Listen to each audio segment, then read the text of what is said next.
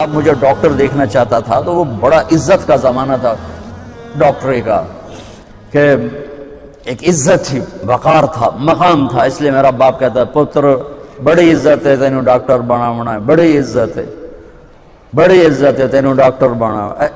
اچھا وہ دیہاتی آدمی تھے، دو باتیں کہتے تھے، بڑی عزت ہے بڑا پیسہ ہے، بڑی عزت ہے بڑا پیسہ.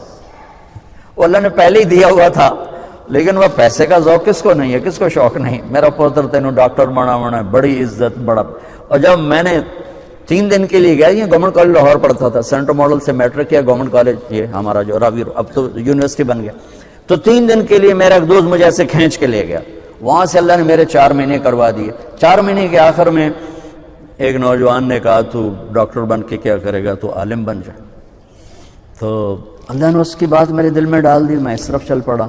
جب میں نے گھر آ کے بتایا تو میرے باپ، اچھا اس دور میں ڈاکٹر ایک قداور شخصیت تھی اور مولوی ایک پست ترین گندگی کا کیڑا، یہ کیفیت تھی.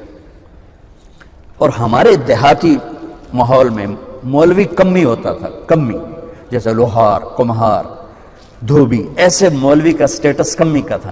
تو میرا باپ کہے تو کمی بڑھوں ہیں، تو میری نک وڈھاؤں ہیں، تو کرو کی ہیں، تو میں نے کسی پاس سے ران دیونا ہے، جیون دیونا ہے کہ نہیں جیون دیونا. سارے علاقے دے ذمہ دار جو ہے میں نے لانتا کریں دیں کہ تیرا پوتر تو مولوی بندا پیدا بن سی کی. تو 23 نومبر 1972 صبح 8-9 بجے کا ٹائم تھا.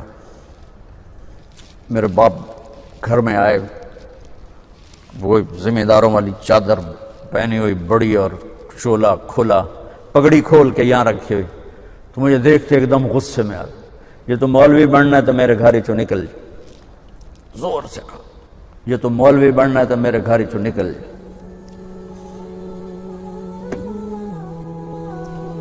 مجھے تو نہیں پتا تھا کہ اللہ تعالیٰ مجھے وہاں پہنچانے والا ہے کہ جہاں ڈاکٹر میرے آگے بیٹھ کے میری بات سنے. مجھے تو اس وقت پتا نہیں تھا کیا ہونے والا ہے میرے ساتھ. میں تو اسی طرح ہی نکلا تھا کہ ٹھیک ہے جی میں تیار ہوں. تو میرے باپ کی شدت دیکھ کر میری ماں نے مجھے الگ کر لیا کہ تو جا، کوئی نہیں، اللہ تیرا ساتھ تھی. 300 روپیہ میں نے دیا. 300 روپیہ بڑی وڈی دولت ہے اس وقت. میں نے 300 روپیہ دیتا کہ جا اللہ تیرا وارث ہے. تو میں رائمنڈ آ گیا، یہاں میں تعلیم حاصل کرنے لگا. 8-9 سال یہاں پڑھا.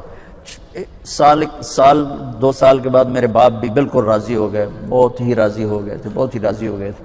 اس وقت امیج ڈاکٹر کا ایک بہت باعزت تھا. میں ہاتھ جوڑ کے رو کے کہتا ہوں کہ اب ڈاکٹر ایک کاروباری نظر آتا ہے. وہ بھی پیسے کے پیچھے ایسے ہی بھاگ رہا ہے جیسے مال روڈ کا تاجر بھاگ رہا ہے، جیسے لبرٹی مارکیٹ کا تاجر پیسے کے پیچھے بھاگ رہا ہے، وہ بھی ایسے ہی بھاگ رہا ہے. کوئی جائز کمائی، جائز محنت کا صلہ لینا کوئی منع تھوڑا ہے، وہ آپ کے رزق حلال ہے. میں کینیڈا میں گیا ہوا تھا، میرے یہ سر درد بہت شدید ہوتا ہے، تو وہاں وہ بوٹاکس نیا طریقہ ٹیکے لگاتے ہیں، تو کچھ دن گزر جاتے ہیں. تو مجھے پتہ نہیں تھا یہاں کوئی لگاتا ہے کہ نہیں لگاتا. تو میں کینیڈا گیا، وہ جاننے والے ڈاکٹر تھے پاکستانی. تو پارکنسن کے 5 بڑے ڈاکٹروں میں ایک ان کا نام آتا ہے. تو وہ ان کے کلینک میں بیٹھا ہوا تھا اور بات چلتے چلتے تو یہ ایسی ایک پینسل پڑی ہوئی تھی ان کے ٹیبل پر. تو وہ یوں پینسل اٹھا کے مجھ سے کہنے لگے مولانا یہ ایک پینسل میں کسی کمپنی کے ایجنٹ سے لے لوں تو میں بلیک لسٹ ہو جاؤں گا. ایک پینسل میں کسی کمپنی کے ایجنٹ سے لے لوں تو میں بلیک لسٹ ہو جاؤں گا، میں کلینک نہیں کر سکتا اس کے بعد. تو آپ ڈاکٹر بنے، تاجر نہ بنے، ڈاکٹر بنے، آپ مسیحا بنے. اللہ کی قسم مریضوں کی دعائیں آپ کی نسلوں کو نہال کر دیں گی. اگر آپ صرف تاجر بن گئے تو ٹھیک ہے 4 پیسے تسی وٹ لینے، لیکن پتہ نہیں آگے نسلوں کا کیا ہوگا. اور اگر آپ مسیحا بنے، ڈاکٹر بنے، مریضوں کی دعائیں لی، پشتیں آپ کی اس کو بیٹھ کے کھائیں کہ دکھی کی دعا اللہ کے عرش کو ہلا دیتی اور درد مند کی دعا فرشتوں کو رلا دیتی.